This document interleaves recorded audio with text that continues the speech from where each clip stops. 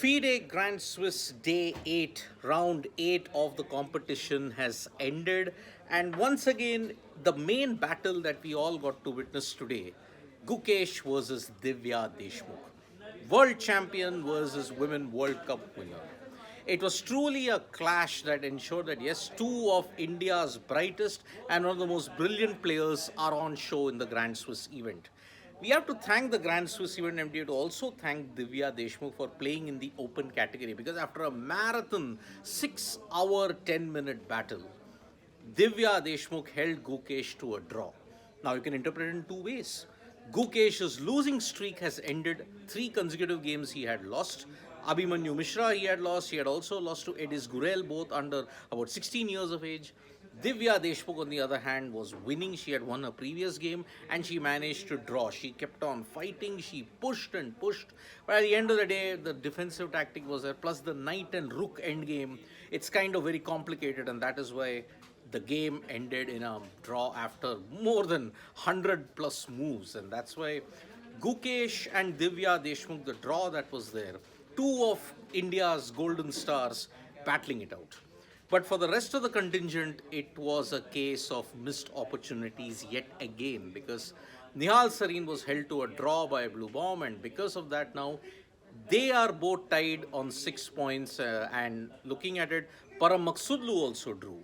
It was a golden opportunity then for Vidit Gujrathi to ensure that he got into the top 2 fray, but unfortunately he missed his game, he missed his moves badly against Vincent Kamer, and he lost. The pawn advantage was such for Vincent Kamer that he could get a queen and ensure that he would trap Vidit's king, and that is why, unfortunately, at this point, Vidit has suffered his first loss. What a time for him to go for a loss. Praggnanandhaa drew against Vincent Kamer, and that is why he still is there, but the gap is increasing with very little rounds remaining. You only have 3 rounds remaining in the Grand Swiss event after this. The other major event that you look at it is Vaishali. Vaishali, after having played so well, she lost for the first time today, and that is why it is not good news when you look at the Indian contingent now with the rest of the players catching up.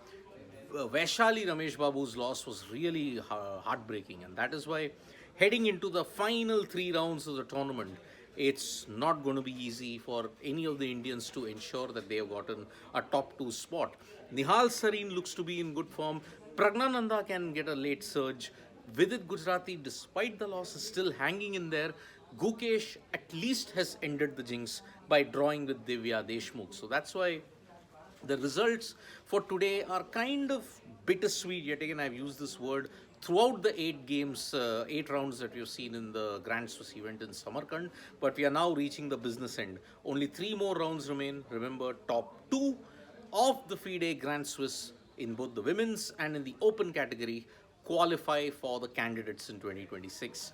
Nihal Sarin, Praggnanandhaa, Vidit, Arjun Erigaisi, they all have a chance at this point. Even Arjun Erigaisi also put on a good show as he managed to draw his game. So, in a way, Arjun, Nihal, Pragg, technically these 3 are there along with Vidit.